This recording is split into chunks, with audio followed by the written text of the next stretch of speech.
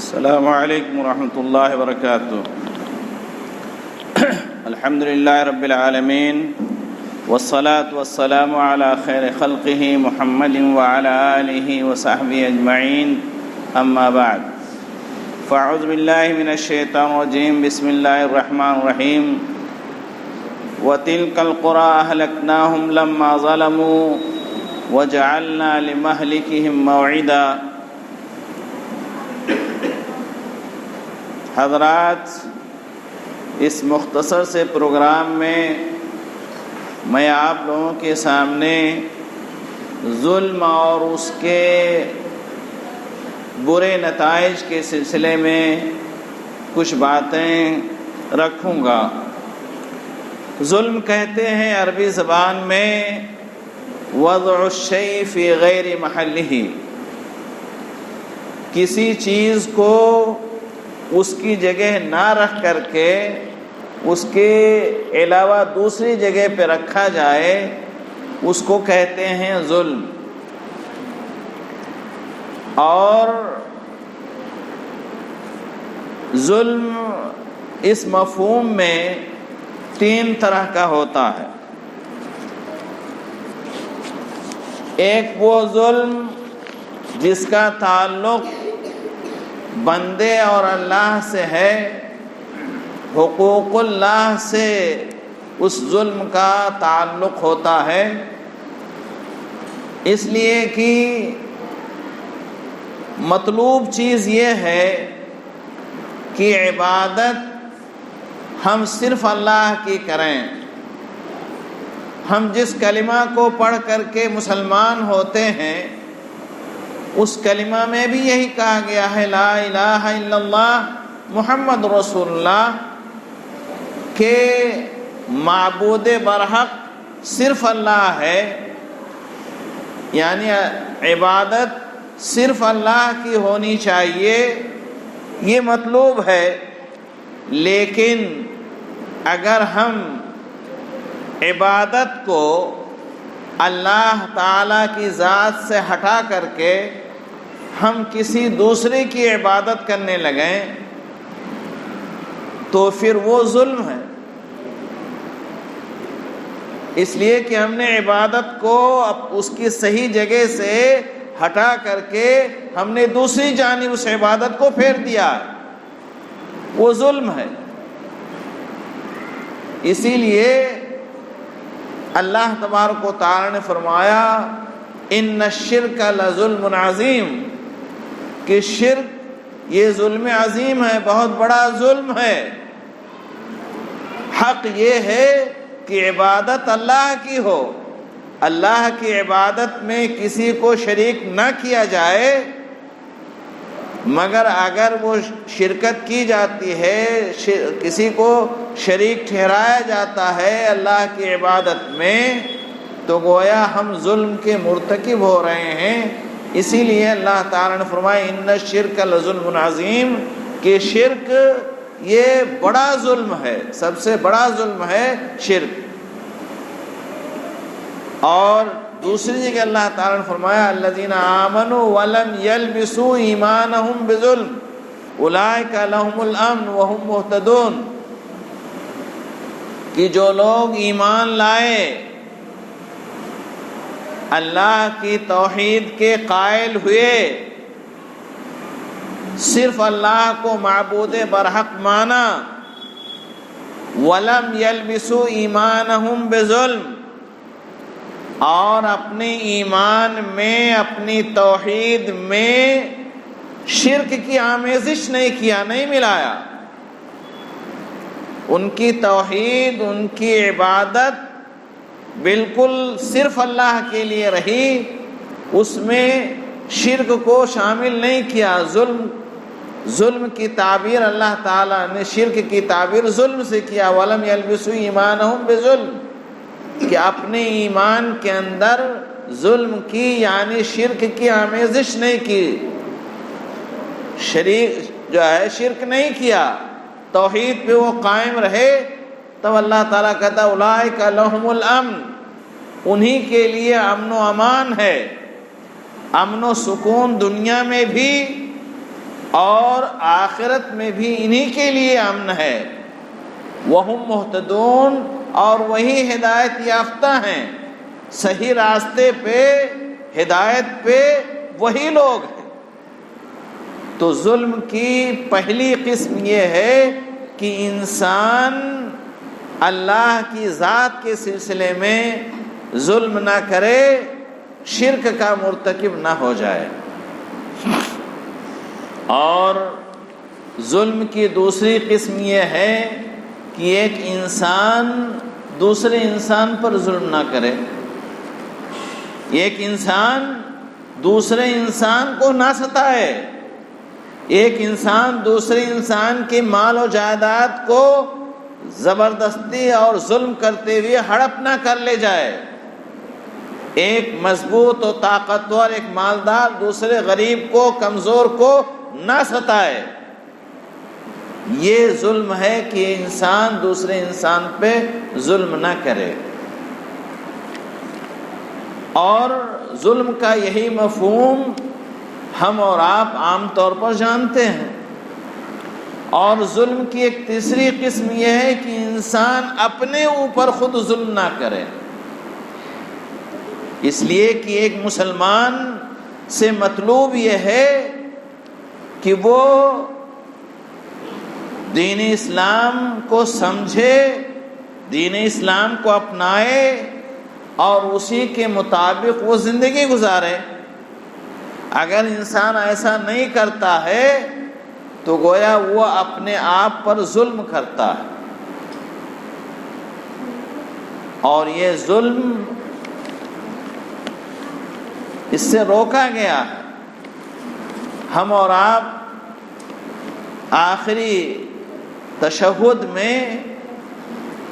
درود کے بعد جو دعا پڑھتے ہیں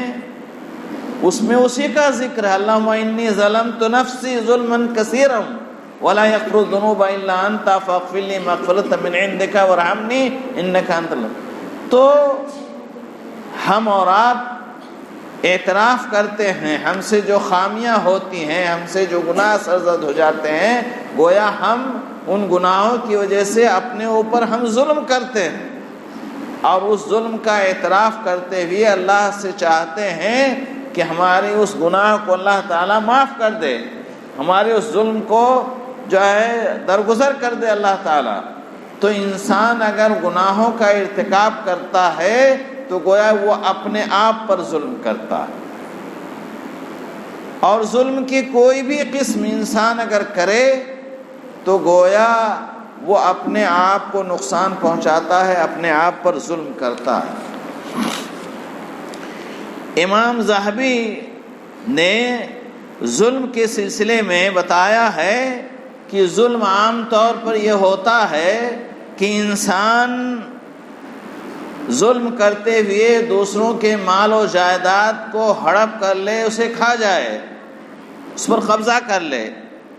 یا ظلم یہ ہوتا ہے کہ انسان دوسرے کو مارے پیٹے، گالی گلوچ دے، اسے تکلیف پہنچائے، یا یہ ہے کہ ایک کمزور کو کوئی زبردست آدمی ہو اسے ناحق ستائے۔ یہ ظلم عام طور پر ظلم کی یہ قسمیں ہوتی ہیں، پائی جاتی ہیں، اور اس کی پھر متعدد صورتیں بھی بتایا ہے کہ جیسے کسی یتیم کا مال ہو، کوئی اس کو ہڑپ کر لے جائے، کوئی کسی کے اوپر کسی کا حق ہو، وہ حق دینے میں ٹال مٹول کرے، حالانکہ وہ دے سکتا ہے۔ مثلا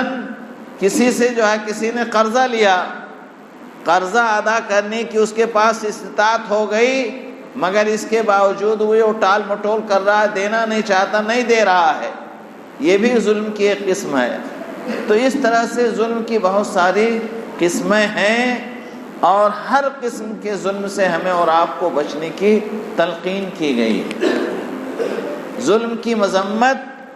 قرآن مجید میں اور احادیث نبویہ میں بیان کی گئی ہیں۔ چنانچہ اللہ تبارک و تعالی نے فرمایا وَتِلْكَ الْقُرَىٰ أَهْلَكْنَاهُمْ لَمَّا ظَلَمُوا وَجَعَلْنَا لِمَهْلِكِهِمْ مَوْعِدًا۔ اللہ تعالیٰ فرماتا ہے کہ ان بستیوں کو ہم نے ہلاک کر دیا لما ظلموا، جب انہوں نے ظلم و زیادتی کی۔ اور اس آیت میں قوم عاد، قوم سمود کی بستیوں کی جانب، شعیب علیہ السلام اور ایکا والوں کی بستیوں کی جانب اشارہ ہے۔ انہوں نے ظلم کیا، ظلم اس طرح سے بھی کیا کہ نبیوں کی بات کو نہیں مانا، یہ بھی ظلم کیا، یا کچھ افراد دوسرے افراد پہ ظلم کرتے رہے، اس لیے کہ جب انسان نبی کی بات نہیں مانتا ہے، اللہ کی بات نہیں مانتا ہے، تو وہ اللہ کے ساتھ بھی گویا ظلم کر رہا ہے، اور جب ایسا ہوگا تو پھر وہ دوسروں پر بھی ظلم کرے گا۔ تو ظلم کی جتنی بھی قسمیں تھیں، ان قوموں نے ان قسموں کا ارتکاب کیا، وہ ظلم کیا۔ اس ظلم کی وجہ سے اللہ تعالیٰ کہتا ہے اہلکناہم، ہم نے انہیں ہلاک کر دیا، نیست و نابود کر دیا، برباد کر دیا۔ وجعلنا لمہلکہم موعدا، اور ان کی ہلاکت کے لیے ایک مقرر وقت ہم نے بنا رکھا تھا۔ ایسا نہیں ہے کہ انسان ظلم کا مرتکب ہوتا ہے تو اللہ تعالیٰ فوراً اس کا مواخذہ کر لیتا ہے، ایسا نہیں ہے۔ اللہ تعالیٰ مہلت دیتا ہے کہ انسان اپنے اس ظلم سے باز آ جائے، استغفار کر لے، توبہ کر لے، اپنی اصلاح کر لے۔ لیکن جب انسان اپنی اصلاح نہیں کرتا ہے، باز نہیں آتا ہے، تب اللہ تبارک و تعالی اسے پھر اپنے چنگل میں پکڑ لیتا ہے، اس پر عذاب لے آتا ہے۔ اسی لیے کہا وَجَعَلْنَا لِمَهْلِكِهِمْ مَوْعِدًا، ان کو فوراً ہم نے ہلاک نہیں کیا تھا، ہم نے ایک مقرر وقت رکھا تھا ان کے ہلاکت کے لیے، انہیں موقع دیا گیا کہ وہ اپنی اصلاح کر لیں، سدھر جائیں، لیکن جب وہ نہیں سدھرے تو پھر ہم نے انہیں ہلاک کر دیا ان کے ظلم کی وجہ سے۔ تو ظلم کا انجام بڑا برا ہے، ظلم کا انجام برا ہے، اس کا برا انجام دنیا میں بھی انسان جو ہے بھگت سکتا ہے، لیکن اگر کسی مصلحت کے پیش نظر اللہ تعالیٰ نے ظالم کو دنیا میں سزا نہیں دی تو آخرت میں سزا سے کوئی طاقت روک نہیں سکتی۔ آخرت میں ظالم کی سزا سے کوئی طاقت روک نہیں سکتی، اسے اس کے ظلم کی سزا آخرت میں مل کر کے ہی رہے گی، ورنہ عموماً ایسا ہوتا ہے کہ دنیا ہی میں ظالم کو اس کے ظلم کی سزا مل جاتی ہے۔ دوسری آیت میں اللہ تعالیٰ نے فرمایا واللہ لا يحب الظالمین، اللہ تعالیٰ ظلم کرنے والوں کو پسند نہیں کرتا۔ اب آپ سوچئے کہ جس سے اللہ ناراض ہو، جسے پسند نہ کرے، تو اس کا انجام کیا ہوگا؟ اس کا انجام اچھا نہیں ہو سکتا ہے، وہ دنیا میں بھی پریشان حال رہے گا اور آخرت میں تو اس کا انجام برا ہی ہے، اس کا انجام اچھا نہیں ہے، وہ جنت کا مستحق نہیں ٹھہرے گا، وہ جہنم کا مستحق ٹھہرے گا۔ یہ الگ چیز ہے کہ اگر وہ ظالم شرک کا مرتکب نہیں ہے، توحید اس کے اندر پائی جاتی ہے، تو ہو سکتا ہے اللہ تبارک و تعالی جو ہے اس کے گناہوں کی سزا بھگتنے کے بعد جہنم سے اسے نکال دیں۔ لیکن اگر وہ ظلم شرک کا ظلم ہے، اگر وہ مشرک ہے، تو پھر وہ جہنم سے نجات پائے گا ہی نہیں، اس لیے کہ شرک ایسا ظلم ہے، شرک ایسا جرم ہے کہ جسے اللہ تعالیٰ معاف نہیں کر سکتا۔ ان اللہ لا یغفر الذنوب ولا آیت کیا ہوئی؟ ان اللہ لا یغفر ان یشرک بہ ویغفر ما دون ذلک لمن یشاء، کہ مشرک کے علاوہ جس کو چاہے گا اللہ تعالیٰ معاف کر دے گا، لیکن مشرک کو معاف نہیں کرے گا۔ تو بہرحال اللہ تعالیٰ اگر ظالموں سے محبت نہیں کرتا ہے، ظالموں کو نہیں چاہتا ہے، تو یہ خطرناک الٹیمیٹم ہے اللہ کی جانب سے، اور اسے ہمیں اور آپ کو سمجھنا چاہیے، اور ہمیں اور آپ کو ظلم سے باز آنا چاہیے۔ اور بہت ساری آیتیں ہیں، وقت نہیں ہے۔ اللہ کے رسول صلی اللہ علیہ وسلم نے احادیث میں بھی ظلم کے انجام کو بیان کیا ہے۔ ایک حدیث قدسی ہے، اللہ تبارک و تعالیٰ فرماتا ہے، یا عبادی انی حرمت الظلم علی نفسی وجعلتہ بینکم محرما فلا تظالموا۔ اللہ تعالیٰ کہتا ہے، بندو میں نے اپنے اوپر بھی ظلم کو حرام قرار دیا ہے، اور تمہارے درمیان میں بھی ظلم کو میں نے حرام قرار دیا ہے، فلا تظالموا، تو تم ایک دوسرے پر ظلم نہ کرو، ایک دوسرے پر زیادتی نہ کرو، ایک دوسرے کا حق نہ مارو، ایک دوسرے کو نہ ستاؤ، فلا تظالموا۔ دوسری حدیث میں اللہ کے رسول صلی اللہ علیہ وسلم نے فرمایا، ان اللہ لا یملی للظالم، اللہ تعالیٰ ظالم کو موقع دیتا ہے، اس کے ظلم پر فوراً مواخذہ نہیں کرتا ہے، فوراً پکڑ نہیں کرتا ہے، فوراً عذاب میں مبتلا نہیں کرتا ہے۔ ان اللہ لا یملی للظالم حتی اذا اخذہ لم یفلتہ، لیکن جب اللہ تعالیٰ کی پکڑ ہو جاتی ہے، ظالم کو اللہ تعالیٰ جب پکڑ لیتا ہے، اپنی گرفت میں لے لیتا ہے، لم یفلتہ، تو وہاں سے وہ چھوٹ نہیں سکتا ہے، کوئی چیز اسے چھڑا نہیں سکتی ہے۔ ثم قرأ، پھر اللہ کے رسول صلی اللہ علیہ وسلم نے یہ آیت پڑھی، وَكَذَلِكَ أَخْذُ رَبِّكَ إِذَا أَخْذَ الْقُرَى وَهِيَ ظَالِمَةٌ إِنَّ أَخْذَهُ عَلِيمٌ شَدِيدٌ،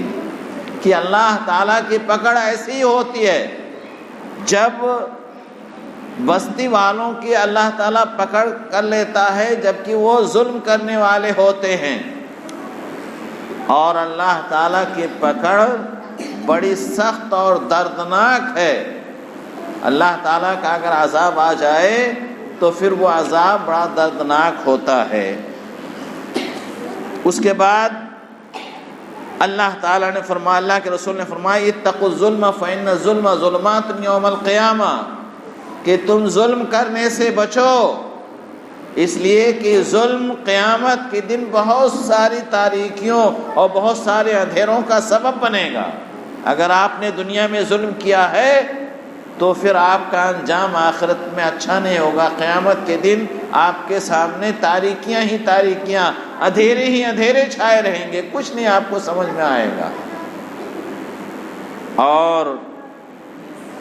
ایک حدیث میں اللہ کے رسول صلی اللہ علیہ وسلم نے فرمایا، اتق دعوت المظلوم فإنه ليس بينها وبين الله حجاب۔ اللہ کے رسول صلی اللہ علیہ وسلم فرماتے ہیں کہ مظلوم کی بد دعا سے بچو، اس لیے کہ مظلوم کی بد دعا اور اللہ کے درمیان کوئی رکاوٹ نہیں ہے، اس کی بد دعا سیدھے اللہ تعالیٰ تک پہنچتی ہے اللہ کی جناب میں، اور وہ بد دعا قبول ہوتی ہے اللہ تعالیٰ کے ہاں۔ اس لیے ظلم سے اللہ کے رسول نے کہا کہ بچو، لیکن ہمارا اور آپ کا حال یہ ہے اس وقت کہ ہم اس طرح دنیا دار ہو چکے ہیں، ہم چاہتے ہیں کہ کسی طریقے سے مال ملے، مالدار ہو جائیں، جائیداد مل جائے، زمین کے مالک ہو جائیں، چاہے وہ حلال طریقے سے آئے چاہے حرام طریقے سے آئے، کسی کی جائیداد، کسی کے مال و دولت کو ہڑپ کر کے ہم مالدار بن جائیں، ہمیں کوئی پرواہ نہیں ہوتی ہے، اس لیے کہ اللہ کے عذاب اور اللہ کی پکڑ سے ہم اور آپ غافل ہیں۔ ایک حدیث میں اللہ کے رسول صلی اللہ علیہ وسلم فرماتے ہیں کہ اگر ظلم کر کے ایک بالشت زمین اگر آپ نے دنیا میں کسی کی لے لی تو قیامت کے دن 7 زمین، ایک زمین جس میں ہم اور آپ رہتے ہیں، ایسی 7 زمینیں، 7 زمینوں کا طوق آپ کے گردن میں ڈال دیا جائے گا۔ کتنا بڑا عذاب! تو ہم اور آپ ظلم کی جو بھی قسمیں انجام دیتے ہیں، ہمیں اور آپ کو اس سے بچنا چاہیے۔ ظلم کا انجام بڑا برا ہے، اللہ تعالیٰ کی گرفت اس پر بڑی شدید ہے، ان اخذہ علیم شدید۔ ظلم پر اللہ کی پکڑ بڑی مضبوط اور بڑی جو ہے دردناک ہوتی ہے، اس لیے ہمیں اور آپ کو ظلم کی تمام قسموں سے بچنا چاہیے، اور اللہ تعالیٰ ہمیں اس کی توفیق دے۔ وصلی اللہ علی نبینا محمد وعلی آلہ وصحبہ وسلم۔